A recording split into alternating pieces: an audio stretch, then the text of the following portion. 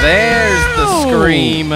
Josh Mitchell. Hey. Filling in there for Justin Hagler on the scream part. Filling in for Evan as well. Hosting today because we're on Backstage with the Simple Church podcast the last couple weeks. If you hadn't been a part, we're recapping the sermon live each Monday, talking about things going on, trying something different. Let us know in the comments if you like it. If you're listening to the audio version, each Monday we're live on Facebook. And Josh, you're hosting today. You're asking me because I spoke. Yes, I am. So I let you do all the fun stuff, telling people to like, subscribe, and comment and all those That's good things. right. Because he's the pro. I'm just learning. I'm the Padawan over here, learning the way. Learning. This is the way. You see the trailer for the new movie? I did. Wait, which movie? Mandalorian and Grogu. They dropped the trailer. I haven't seen the trailer. I didn't know it was coming. I haven't seen it. It's not making me feel like they figured it out. I'm not super optimistic as a Star Wars fan. But that's another podcast. Different podcast. So thank you for being with us. Justin is still coming back from Tunnels to Towers. We talked about it yesterday with the message. If you missed the full message, go back and check it out. It's on demand now, the Simple Church app. It's also on our YouTube channel. We just hit 5,000 subscribers there. Thank you to everybody following us on YouTube. That's right. Thanks for being there. Like, comment, subscribe. And we would love for you to be able to join in the conversation. If you're watching live on Facebook, we got 5 people tuning in now. I know it's the middle of the day. We're trying to figure out the perfect time, and there is no perfect time, Josh. There's never a perfect time. Some people God's time is perfect. Amen. Amen. But we'd love to hear your comments. We'd love to hear feedback from you while we're recording live. And, again, if you're listening later on the podcast feed, we'll have you go back and check it out on Monday. Join us. Yeah. We got DK filling in, too. We didn't say that. Jordan abandoning us. We got a ragtag band today. No, I think DK's better than Jordan. I think Jordan, so, too. He'll never listen. We're always glad to have DK. DK's way wiser than Jordan. Easier to work with, for sure. Oh, less of a diva. 1,000%. That's right. I try. That's right. Oh, you were muted, I think, but if we want to chime in, we'll get you there. That's DK said, I try. He does a good job. So, Josh, your ship, handing over the keys. So first and foremost, before we even get into Nehemiah, before we get into all of this stuff, I want to talk about a subtle shot that was thrown on stage. I didn't know if we were going here. Let's do it. Me. DK, you're going to need to turn your mic on because we're going to need you to weigh in here in a minute. So I wasn't here yesterday. Okay, but that's fine. You're going to join this conversation. Boy, you're going to love this. So there was a point during the sermon where you decided to talk about the moon landing and talk about people that didn't believe in the moon landing. I did, Josh. Why would I bring that up? Because I have questions about the moon landing. We won't get too DK's deep smiling. into that. I'm going to be outnumbered here. DK, how do we feel about this? Putting you on the record. It happened. Okay, thank you. Good. It happened. All right. Okay, for sure. My comment yesterday in the service that I just kind of threw a subtle dig there was, just because you don't understand how something happened doesn't mean it didn't happen. I don't ever tell people that I don't know, which all these people on the internet now, yeah. that I don't believe in the moon landing. What I like to say is... You have questions. It took us how long to get cell phones, and we were talking to people on the moon? That's my only question. That's the only question I got. It's a good question. You know, computers were still green screen, typing in numbers like he was looking at numbered code and stuff. I showed one of the actual computers still are computers. code That's now. it. I know. And they display what the code puts out. But that's all the question I have. That's the only question I have. That's a good question. So I think the biggest issue with that, the way I understand it, is they knew how to do it. Mm-hmm. They did not have the technology to make it affordable and multiple for people all over the world. Cell phones are hundreds of millions, not billions of people at this point. They took the entire, I think it was at one point, 3 or 4% of the entire GDP of the United States was in NASA to get to that point where they could do that. So readily available. You got to be a level 6 friend to know Another inside joke. That's right. But the point, let's go to that because DK didn't hear it, missed it yesterday. He was a busy man, so going through. If you didn't listen to the message, the point, the illustration was the vision of going to the moon inspired this whole generation. So my parents were born in 1961. My dad still talks about watching these things happen. He was too young for the JFK speech, but he remembers everybody was talking about the moon landing. It was the biggest thing in the world. It united the country facing off against communism, and it inspired this whole generation to have a vision to try to accomplish something. So the message is about vision, tying it in. This guy, Jack Garman, is 23 years old, is an MIT graduate, and he's the one that ultimately made the decision to not cancel the moon landing because he studied this computer code, memorized it, was prepared for the opportunity. Had the cheat sheet. Hand drew all of these codes, DK, of this 1969 computer and laminated it and put it at his desk. So when they're going through the mission, they go and get this error code. The astronauts are afraid it's something fatal, and he sees the code, knew it, prepared, and is able to say, you're still good to go. The mission's accomplished. He got a medal, went on to be director of NASA. I didn't go into this part of it, but he was like that. Maybe not the head director. That's what the podcast is for. That's it. Deeper stuff. It is fascinating to me, but he was 23. The average age of mission control was 27 years old. whenever they landed on the moon. And that was in 1969. So for years leading up to it, that room was probably in their mid-20s. What were you doing at 23? Whew, I was working here, doing this. Not landing stuff on the moon. I do think, we joke up here and have all these things about the moon landing and stuff. I do think the illustration was good for what it was for, and it did teach about being prepared, and we'll get into a couple of the quotes here in a little bit, but I do think that illustration worked and got the point across about... Well, it's unified vision, right? Yes. It's something that they had this common thing that brought America together. That would be nice in 2025 to have something instead of dividing and doing it. Yes. And there's downsides to it, right? The dark side of that was it's the civil rights movement, and it's where the money's going and how it allocated, and did NASA really do it right? There's all of this pushback to it. But at the end of the day, I think it brought people together. It was a unifying factor.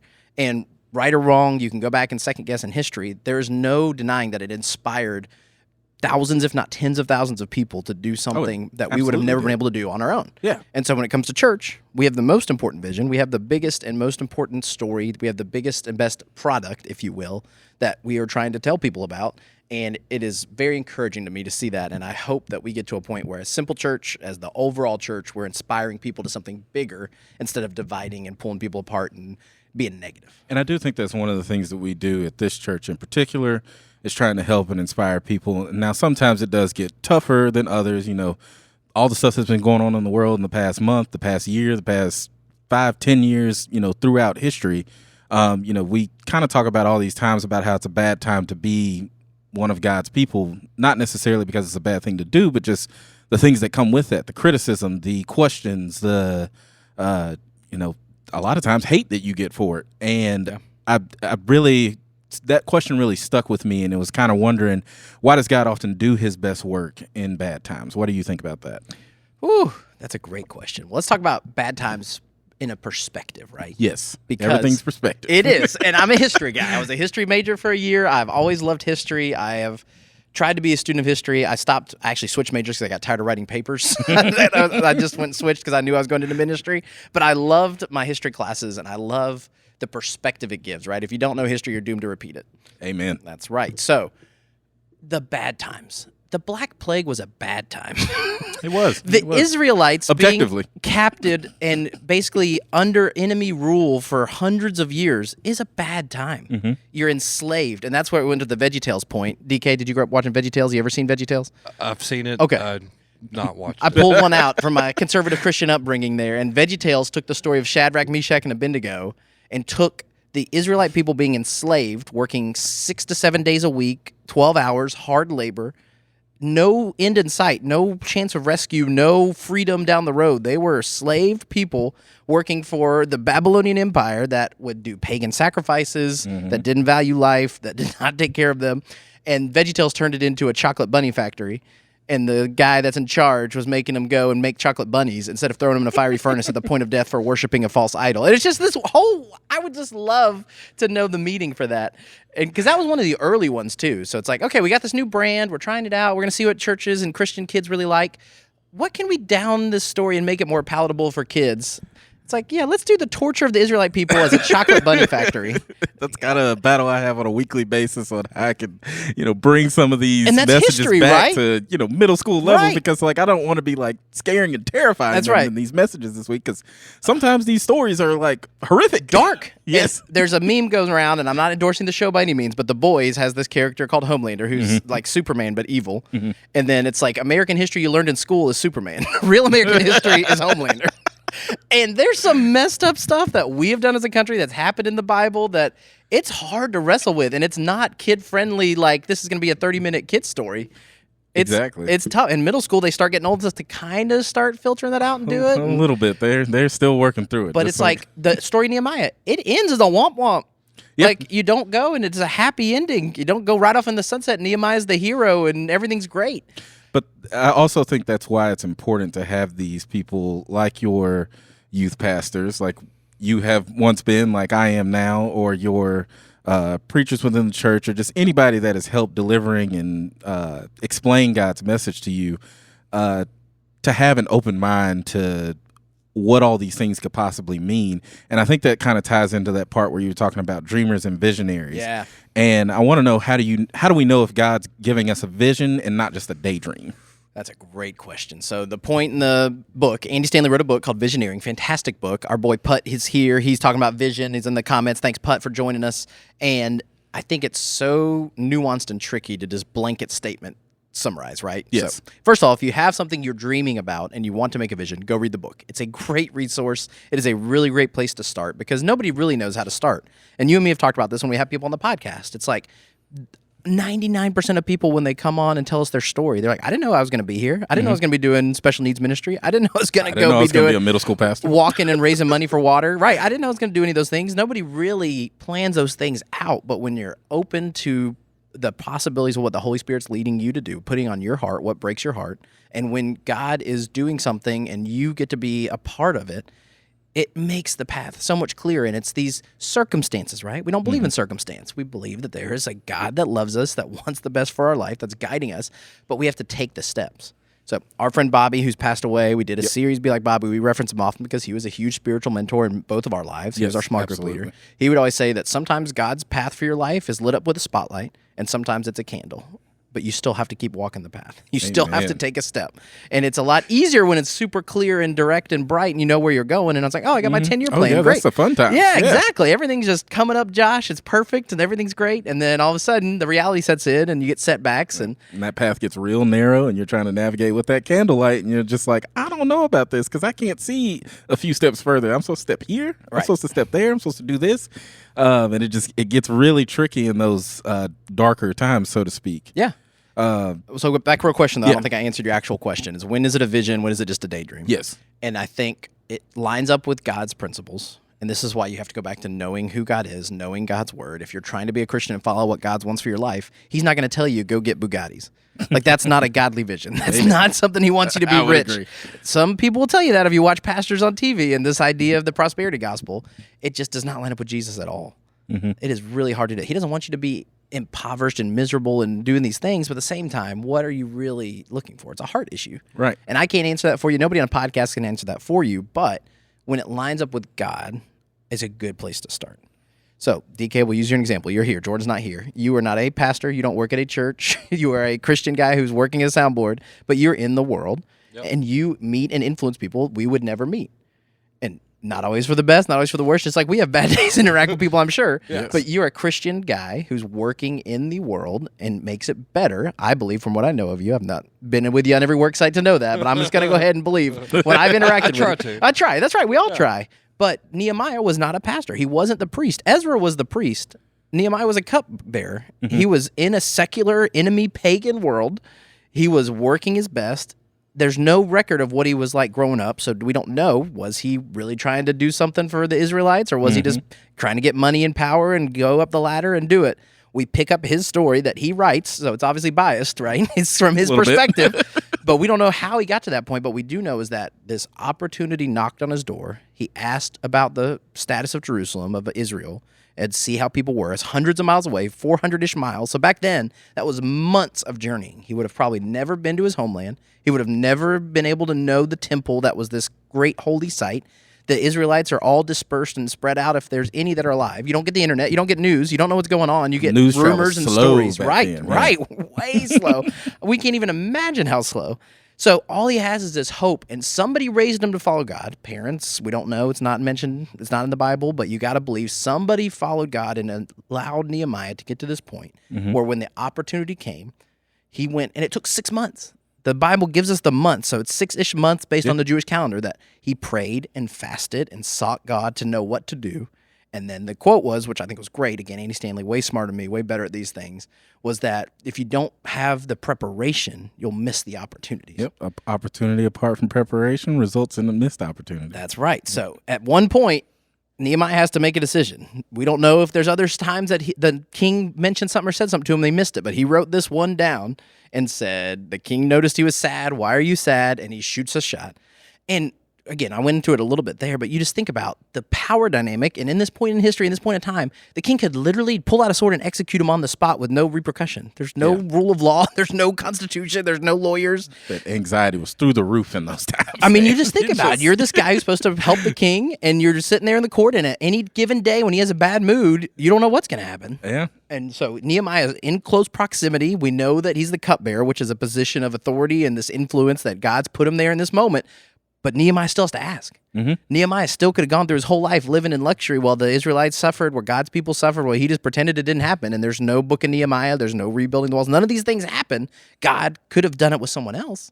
Mm-hmm. But God put Nehemiah in that time in that place, but Nehemiah still had to do it. Nehemiah still had to take the courage to step out. And people are always still looking for, miracles and things to be done overnight in their lives. It's like, man, it doesn't happen overnight. And I think we do him a disservice, right? The Andy Stanley, again, we quote him a lot because he's somebody that I read a lot. I think he does it really well as church in America today in 2025. But he did a series called The Bible for Grown-Ups. And it's like we do him a disservice when we try to make everything all bright and sunshine and rainbows in the Bible. It's not. Yeah. Over and over again, they mess up. They go and do the wrong thing. They turn their back on God. They give up. They get started and then they quit. And they go through. And these are the people that God says were in the lineage of Jesus sometimes, were people that were after God's own heart. And it makes me feel so much better that we don't put them on a pedestal and make them these mythic Greek heroes. They were real people that had real jobs, that had real struggles, that had real feelings. And Nehemiah was this guy who we have this one short account of his life, and he did what God wanted him to do, did an incredible miracle, rallied the whole country, and then they still mess it up, and then they still went right back to it. Just like kids. Just like kids, just like student ministry, just like church, where you feel so, I think, motivated and encouraged sometimes and being in ministry. With this idea and you have people that really get it, and their lives change, and we've seen miracles and baptisms and all stuff, and then you have some people that you think are doing it, and they go right back. They continue to bump their head. Exactly, and it's human nature. It's life. It's this side of heaven. But the ultimate point landing on that at the end of Nehemiah that I hope stuck and landed was God's people were still saved. Mm-hmm. There was enough of a remnant of people that didn't turn their back on God, that didn't ignore him, that led to 400 years of silence later. Imagine staying faithful over 400 years of them believing that God had not spoken to them, not said anything. There was no miracles. There was no prophet. There was 400, longer than America's been around. Yeah. And then an angel shows up to this teenage girl and she says, whatever your will is for my life, God. And somebody raised her to do that. Somebody passed on the scriptures. Somebody's legacy went traced back to Nehemiah because the Israelite people were not wiped out. Right. 400 years of disappointment and frustration before God's work was done in Mary and lead to the salvation of all people ever. But Nehemiah probably died thinking he was a failure, thinking it messed up. Yeah. And we just don't know the impact that we'll have when we follow God with our life. But it's frustrating and it's discouraging sometimes. Because we tend to dwell on the negative. We tend to dwell on the things that we don't get right. And it's hard to see all the good that we have done sometimes. We talked about Bobby earlier, and I think about a lot of times, I hope that when he left this earth, that he realized all the good that he had done because, he charted the next generation of people that want to help lead. We're still talking about him today. He is one of the sole reasons that I am doing what I'm doing now. Is how I got into ministry, is how I decided to take that next step. It was a sermon shortly after that Justin had done and talked about serving. It's like, you need to get involved. You need to volunteer. Started volunteering in high school ministry and then blinked. The next thing I knew, I'm in charge of 70 middle schools. That's booming. It's booming. So just going back to all of that, to sum that up as a long, different, rambling way, what is breaking your heart? What is something you feel passionate about? Does it line up with what you think God wants for your life? And that's a great place to start. So if you don't know if it's a dream, you don't know if it's just something that you want or sounds fun or whatever. If you have a business, it doesn't have to be a church. If you have a business, you can be a godly business owner that runs a business that creates jobs, that creates income for people to work, to make the community better, to do these things. But you are the only one that knows in your heart how you're going to do that and what is really the motivation behind what you want to do. And that's an excellent It's great working with people that I don't even know the questions ahead of time. they walk right into my questions. This is easy when you do it like this. We got some folks trickling in here. Christopher Hetrick watching. Thanks, Chris. Hey. So you talked about that and what breaks your heart, and I want to know, as a pastor, what what in the world, I guess, right now, because I know there can be a bunch of things Sure. out there. What is one thing that has been tugging on your heart as of late? What is breaking your heart right now that you're seeing in the community, in your world? What does that look like? Right. So for me personally, and unique, being the online pastor, my roles changed. I was student pastor here for 12-ish years. COVID switched. Now using technology. I am passionate about the church, our church specifically, but overall, us as Christians, not losing influence and a chance to impact the next generation and the people behind us because we're slow to adapt technology. Technology is change. It is difficult. The older you get, the harder it is to change and adapt and learn new things. But using social media, it is the biggest evangelism tool ever created in the history of mankind. Yeah. There's a podcast I listen to that's a church communications podcast, and they say it's the biggest communication shift in 500 years since the printing press. It's crazy. When you really think about it, it's changed every part of our lives. And some people refuse to use it and aren't on it, and they're probably better off. They're in the long run going to be healthier. But the rest of the world that Jesus loves is on it. And so what are we going to go to do and be in that space, and how are we going to figure that out, and how are we going to wrestle through what is good? Does a silly little TikTok really mean that much and impact? And why would the church make a dumb TikTok video?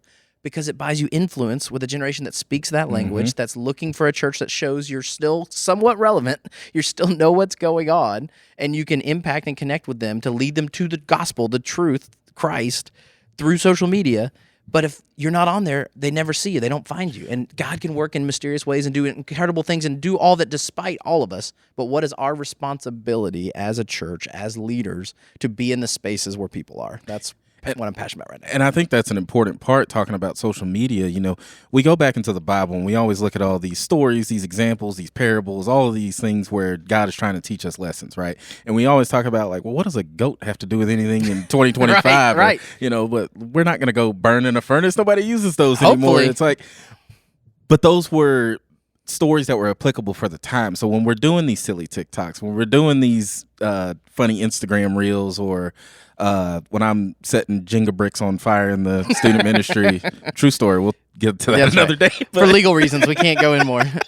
But, you know, it is about reaching that next generation and what is going to help them connect, because there is a bunch of garbage. I talk to them all the time. Luckily, a lot of these kids, I'm seeing a transition where they don't have as many phones and they're not as much on the internet as I think the trajectory is what we were heading towards at first.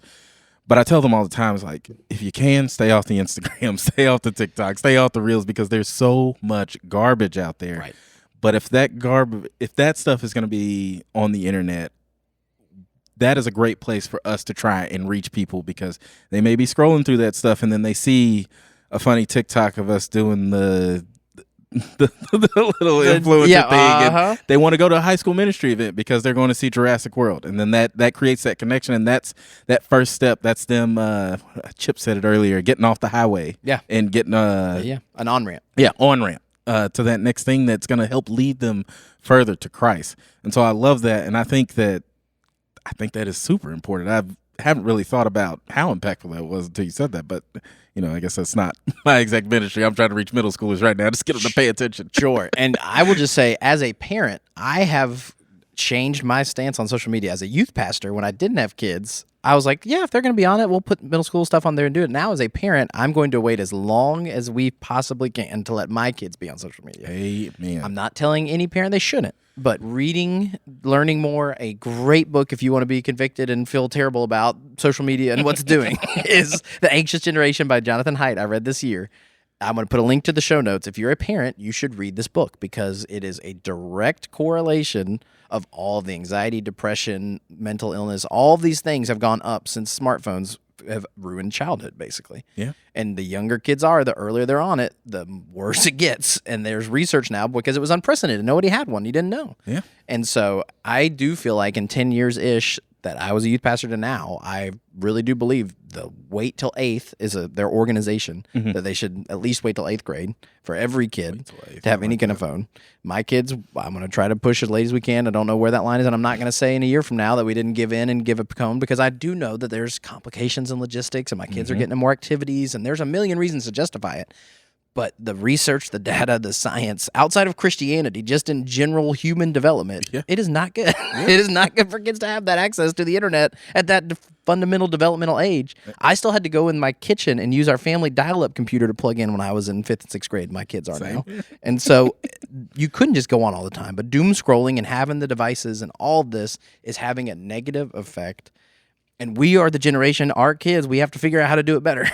Yeah. And again, not to blame our parents for anything, not to say... They didn't know because it was new. Right. And it's all over the map. But now the more that it comes out, you can't just pretend like you don't know anymore. Yeah. And there's stuff out there. And when you start to ask, and your kids are going to hate it. And my kids are already asking. And Eliza's 7 and saying she should have a phone. And it's the pressure and it's the world we're in. And you're going to have the keeping up with the Joneses. And all of my other friends have it. And all these things, like every argument for everything ever teenagers have wanted. Yep. But as parents, as Christian parents, next level especially, trying to protect them and help them and guide figure them that out right down the right way. and just do it. So anxious generation, And I freak think out. that's a great opportunity, and that kind of brings me back to what I wanted to ask you earlier. So we talked about that quote: "Opportunity apart from preparation results in missed opportunity." So I'm curious about: are there any personal stories where you've seen this play out lately, or just in general, one that you can think of off the top of your head? Yeah, that's a great question. Spot. Do you have one? Do you think of one already? So Thinking? I think for me right now, the biggest one that I think of is the opportunity to serve in the MSM. Now, I know I kind of tie all of my stories to that, but it's where my life is at right now. I think Still about only it been a little over a constantly. year, right? It's pretty fresh. Yeah, it really is. We were just at a year. And I think about it constantly, and that's something that I work through. And one of the things that I always kind of think back on every Sunday when I get up there to speak, I think, I do not like standing in front of a crowd and public speaking. That's not really my forte. So if you think you're going to see me on that big stage anytime soon, you can forget about that. But I think about that, but I think back to my times in my life, and especially when I was at Nike, I was having to speak in front of a smaller crowd, at most 35, 40 employees at a time. But when I was speaking in front of these people, I was nervous as all get out, but I was comfortable because Nike, I know all about the history. I know all the things. I know all the shoes, all the stuff, and it was easy for me to talk about that. Well, now I get into this opportunity to teach these kids about the Bible, about Jesus, about salvation, and all no these offense things. to Nike. It's a next level of pressure. And it's just like, and I take that opportunity seriously, but I think about the preparation and that God gave me and just being comfortable just to speak in front of people in general. Because had I not done that before, I can't tell you that I would have taken this job because I don't speak in front of people. That's not. It's the number one fear in America. I mean, most people would never get up on a stage. DK, you a public speaker? Not at all. Yeah. I was guessing that. I wasn't going to say it for you, but I could have guessed.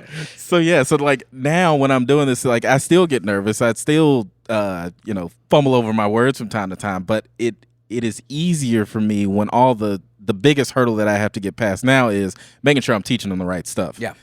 Standing in front of a crowd of these kids, especially now, I mean, I've gotten to know them over this past year, and I know them a lot better, and they yell boomer every 10 minutes. They all think I'm a boomer. I don't know if that's Let's talk about that for a minute, because you're doing a series called Ask a Boomer. Yes. You had our only actual boomer on staff, Brian Reed, speak. Yes. I want to hear about that in a second. But just to be clear, a boomer was born as the baby boom after World War II. Yes. It is an actual generation, but it's become basically anybody over the age of 30. Yeah. Pretty much is what they say. Anybody born in the 20th century. Yeah, they asked me what it was like fighting in the Vietnam War on Sunday. So Not students of that's history. where we're going. Yeah. But how did Brian do, speaking of the boomers? Brian did great. They had a good time. We were talking about it, and it's a lot.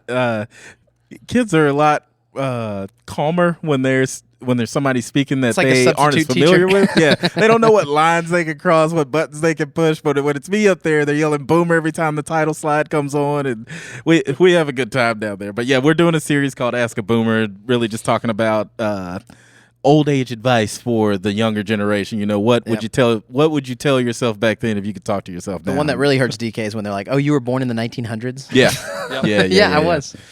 They don't know what T9 texting is. That was a fun one. Played a game with that this week.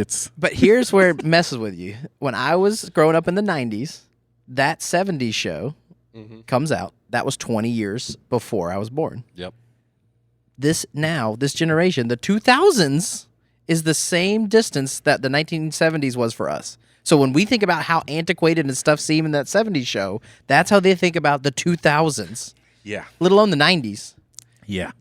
Yeah. Put that in perspective. You think about it. Most of the middle school kids, all of the middle school kids are Gen Alpha. Yeah. And they were born in the 2010s. When I look at roster stuff from time to time and I'm having to, call parents or anything for something and you see the kid's birthday and I'm like, what?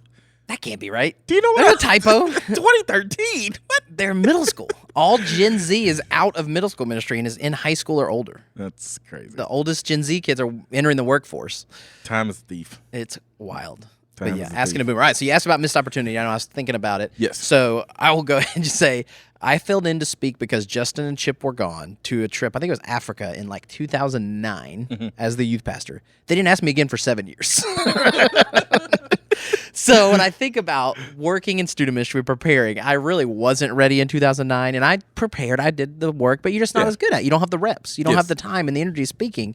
And speaking in student ministry 45 Sundays a year for 10 plus years, you get better. Get that repetition. You get used to it. You get comfortable. You find your groove. You find what you like in your preparation, your study. So when Justin started asking more to fill in an inner rotation, again, it's only a couple Sundays a year, but I did feel more comfortable and I started getting asked again. And I've been getting ignored for that 7 years. And so preparing and being ready when the time comes, the opportunity arises, working on your skill and your craft when even less people are watching, they don't see you, right? It was student ministry. It still mattered with the teenagers and doing it.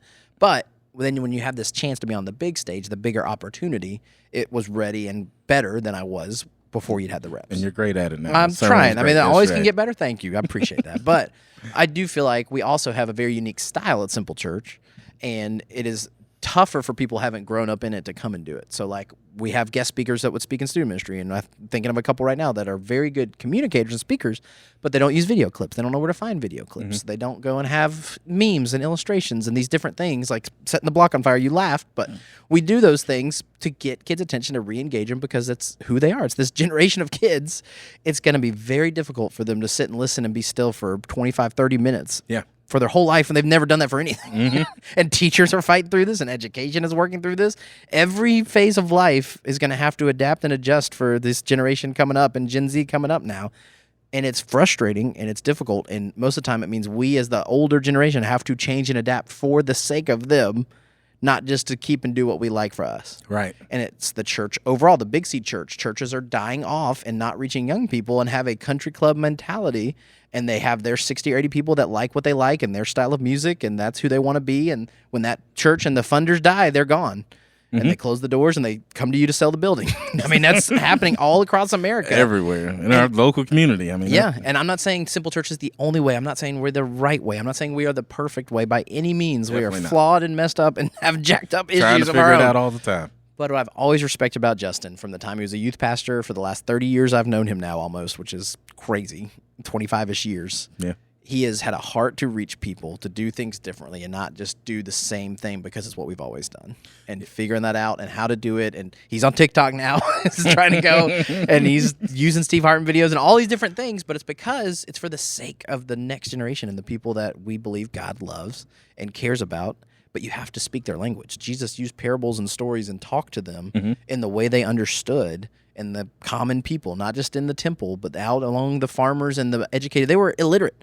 Most of them would have never read a book in their life. They didn't know how. Because they didn't have the opportunity They would have not Education been able to was finish a school. sacred thing. Right. So Jesus told them things they knew and used farming and used fishing and used these illustrations because it was the language of the time to teach them the principles of God.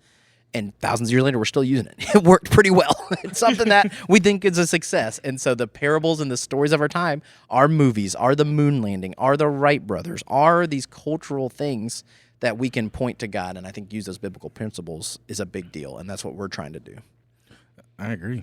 Man, that's good stuff. Matt Toby watching said, Josh, you've made incredible growth this past year, keeping up with the hardest age to teach.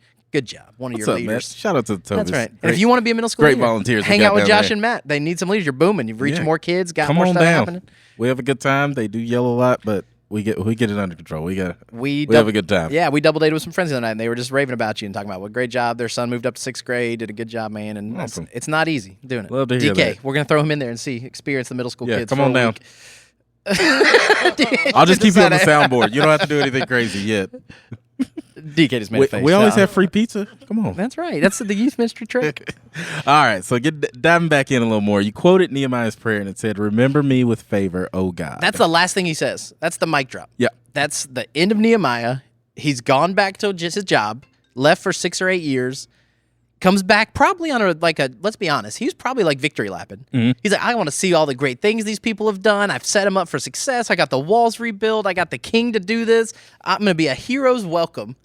And he shows back up in Jerusalem, and the high priest, the guy in charge who's supposed to be doing God's work, married his daughter off to the enemy, Sanballat, the guy that was ruining and trying to do everything, tried to kill Nehemiah. Yep. Lets him move into the temple and use the free property and basically take financial advantage of the church. We didn't get into that, but when he throws all the stuff out of it, that was reserved for the priesthood. Mm-hmm. That was reserved for the holiest space in Jerusalem, and he's written it out and letting his buddies use it for free and put their stuff up and chill there. And Nehemiah throws it all out. He goes and laments. He scolds the whole people of Israel, and then his last thing is, God, remember me. Basically, like, God, I did what I was supposed to do. Just remember this for the record. I just want this to be unknown. I did my job. God, please remember me, and good luck with the rest of them. So expound on that a little bit more, because you did just dive explain it's the whole unbelievable. Thing. But what does that show us about his heart in particular? Ooh, and he's human, right? I mean, he's flawed. He's a real person. We believe he had the real things that we did. He's not Jesus. He is a human, flawed man that went through. So I don't know if that's sin or not. I don't know what was allowed of what God would have spoke to him to do that or not out of anger. Mm-hmm. I'm not going to judge the guy because I'd be pretty frustrated too. Let's just be honest. I know how frustrated I get with my kids, so I think I would be frustrated as well. And then it ends, so we don't know what happens. I mean, that's where you just kind of have to go. It's like, does he just go back and live out his king? I mean, the rest of his days with the king and luxury and goes back to Artaxerxes until then? Does he stay in Jerusalem and try to fix things and rally him back again? We don't know. And it also makes you wonder, is the reason we're only given this excerpt from his life, is that the purpose of it for us to just listen to this story and then interpret and understand what we can from that? Well, and not see the what happened before, what happened after, because that may change our opinion on, what we're reading there. Yeah. And this is a great tool. This is a great logical point that the Gospels especially have heard in apologetics. It's like defending the faith. It's arguing with people that don't believe the Bible or don't believe what God said or these things really happened. The amount of embarrassing stuff they kept would have been so shameful and so not propaganda, the opposite of propaganda. Yeah. To include Peter denying Christ, to include women, the ones that did this. Women couldn't even testify in court. They were not even able to go and use them because they were unreliable witnesses, quote unquote, in the biblical times. To say that women were the ones coming back and talking about Jesus would have been scandalous. It would have just turned people off of the whole thing. And if they were really trying to create propaganda and create false things about Jesus, they would have edited and left these things out. So Nehemiah is another great example. Nehemiah could have ended in chapter 11 and been a whole different story. Yeah. So it goes, instead, it allows him to come back and talk about how they because it's real. It really happened. It is the true story. You can't sugarcoat it. You can't just pretend like it's fine. King David, we talk about him fighting Goliath and cutting his head off and becoming king. And then we don't really teach that he had the affair and he had somebody murdered. And we want to just pretend and keep our heroes and people on a pedestal. And that's just not human nature. That's not reality. That's not the sinful world we live in. Yeah. And so why does it in there? Why is it included? I don't know, but I think it's honest.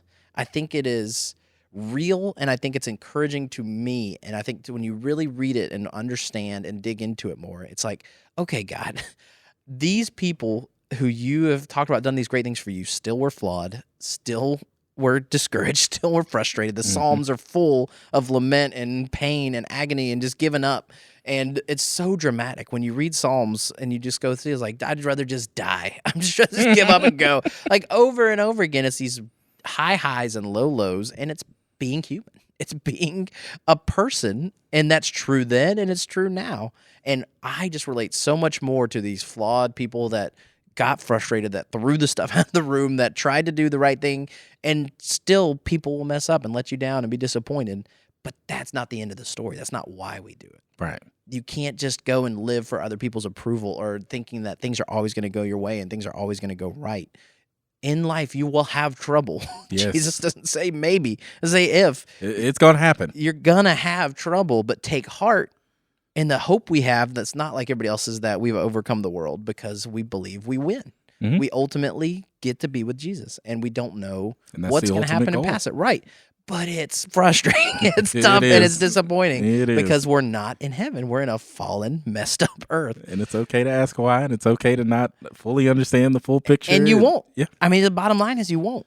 Yeah. And I tell these kids this all the time, when we're sitting there and I'm telling them, about the different lessons that we have, and it's just understanding, like, I get being in middle school. I know my personal kids don't seem to believe it. I was once their age. Yeah. They think life started when they were born, but World revolves around them. Exactly. But like, I get what it's like to be frustrated at their age. I get what it's like to be frustrated all the way up to 32. I haven't seen what the other side looks like yet. Well, this is just like on this side, Josh, of being a parent. DK, you're a parent. You get this now. It's like you forget how little control you have over your life. So, like, my kids get so frustrated, annoyed, and it's like, you really don't get to pick anything. Sorry. Mm-hmm. Like, you don't. So when you want to wear this or you want to pick this outfit, I'm like, go ahead and wear it. It's the embarrassing. One thing they got it's control something over. you can do, have agency over your life. And I really do empathize and feel bad now of like, you don't have a choice. Willa is our youngest. Mm-hmm. She's at everything big sisters are at. We would have never done that to our oldest, Nora. Nora wasn't getting drugged to going into the cheer stuff and watching them in August at Spirit Night. Yep. Like, we would never get that baby. We're like, oh my gosh, we got to protect Nora and put her inside. Gotta be in get her bed by 7. Yeah, the whole thing. No screens and all this stuff. And it's like, sorry, Willa. Good luck. Chloe, I guess you're going to bed at 10 tonight. Sorry. That's right. If you're going to bed, just go figure it out. Yeah. And it's just the birth order, and it's life, and it's so funny sometimes. And sometimes I just really am like, man, I feel for you guys. You can wear that dumb outfit. You want to wear Crocs and pants, tuck them in. That's fine. That's one thing you can actually do in your life. I do limit Dom a little bit, because if y'all saw some of the stuff he'd want to come out of the house. They can push the limit, but there's a line. We got any questions from the crowd, or we don't? It's caught up. Matt, Toby watching, Chris watching, Putt. We'd love to hear from you. If you're watching live on Mondays, we always appreciate the feedback. Thanks for listening. I know people had text during the week, and just in the last couple of weeks appreciated the feedback of going through, because it was a lot going on, and we do really means a lot hearing from you. It's positive. Mm-hmm. And if you have questions, we want to know. Well, that pretty much sums up all the good. questions I have. I will leave people with this. I really hope that we can encourage y'all to pray about where God might be calling you to move from dreamer to visionary. I want you to think about that. Think about what God is calling you to do in your life. And can I just get real for a second? I'll be Justin for a minute. This Please is do. something he says all the time. Talk is cheap. Yes. And a lot of Christians and a lot of people just talk. And what are you going to do to solve a problem? Mm-hmm. And we added solve problems to the Simple Church motto, byline, whatever you want to call it, mission statement, like 2017-ish, because he got really passionate about this with the Do Good store. We're going to celebrate the anniversary of the Do Good store this coming Sunday and talk about that story and the vision again, raised all this money we've given away. Mm-hmm. And it's not just one thing to talk about problems. What are you actually going to do and solve a problem? Amen. What are you going to be a part of a solution instead of just complaining and being that? And so, yes, what breaks your heart? Pray about it. We want you to seek God in it. You have to start at the right place. But then there's that action. A lot of people just talk. A lot of people complain, and a lot of people grumble, and a lot of people just wish things would get better, and they don't magically get better. If you don't like the next generation, go spend some time with them and help them.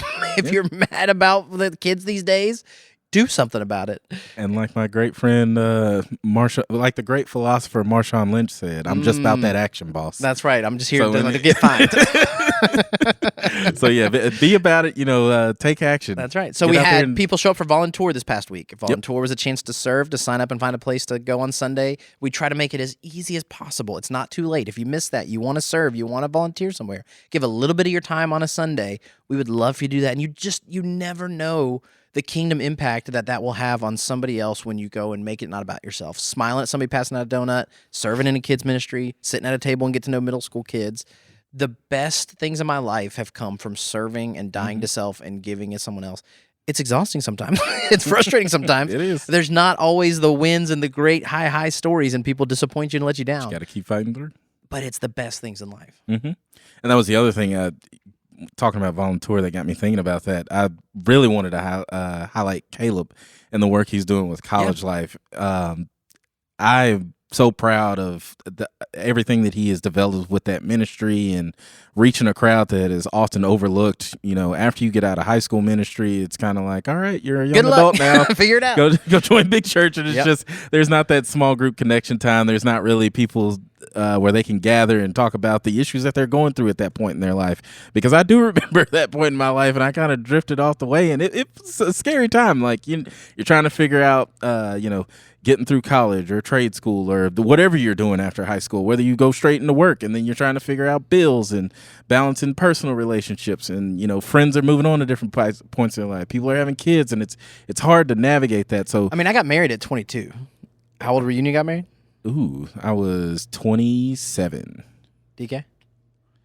The first time? Yes, sure. 22. Yeah, there you go. So, man, you as a 22-year-old and me and DK at 22 were very different phases of life. There's no way I was getting married at 22. Yeah, my sister didn't get married till 27. I mean, my other sister's 29 now and is still not married. So 20s is a weird time. Yeah, Courtney would not have married me at 22. That's what I was trying to say. He got better with age.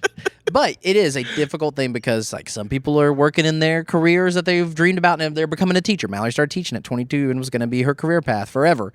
And then some people are like, I'm still working a part-time job at a restaurant. I don't know what I'm going to do. Still trying to figure it out. I listened to a podcast this morning about the problem with kids graduating with technology degrees that are outdated, and this whole group of students is trying to find a place to go, and their jobs got replaced by AI, and they're like, I have $100,000 in debt and I'm working at Chipotle. Yeah. It's like, this is a real systematic, bigger problem than us, but you need people to process that with, to do life with, to find a community. They're more isolated than ever. They're more alone than ever. And if you're in your 20s and going to college, or teens, and you're trying to figure life out, check out College Life. College Life. And I would be remiss if I also did not mention College Life Group, which is a separate entity that not confusing at all.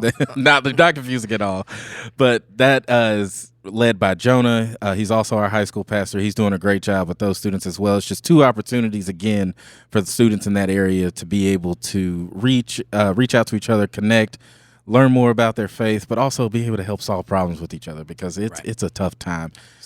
But so yeah, just to clarify that, College Life is once a month. Yes. It's more of a service gathering, chance to hang out, do something fun. It's in October. We'll put the link in the show notes. October 26th. Sounds right. Last Sunday, because they're going to do a costume contest. So if you want to dress up and do something fun with Halloween with your friends, bring some people with you, hang out there. College Life Group is a small group that meets every week. Jonah leads that, and it's more of a discussion. It's more, they do fun stuff together still, but there's a Bible study, and it's a little bit more, if you're ready to be connected and you're deeper in that, or if you're just wanting to meet some people and kind of hang out and try out, College Life will probably be more for you. College Life Group, you can jump in. They meet every week, all year round. Yep. And if you want more information about that, put it in the show notes. There it is. Boom. Got the link. Professional over here. You're getting good. Oh, yeah. I'm learning. Young Padawan over here. That's it. Man, that's all I got for you. Awesome. Thanks, Josh. DK, thanks for filling in. We even got you on mic a couple times. Yep. There you go. That's all you got. Thanks for listening. Jordan, you've been replaced. That's right. Good riddance. Thanks for being a part of Backstage with the Simple Church podcast. If you downloaded this on Spotify, it's on Apple Podcast. You can check out the Facebook Live every Monday, and we'll do the video. We'll post it up there. We'd love for you to be a part of all of that, and we hope you'll subscribe wherever you listen to this podcast and come back next week. Bye-bye. Peace.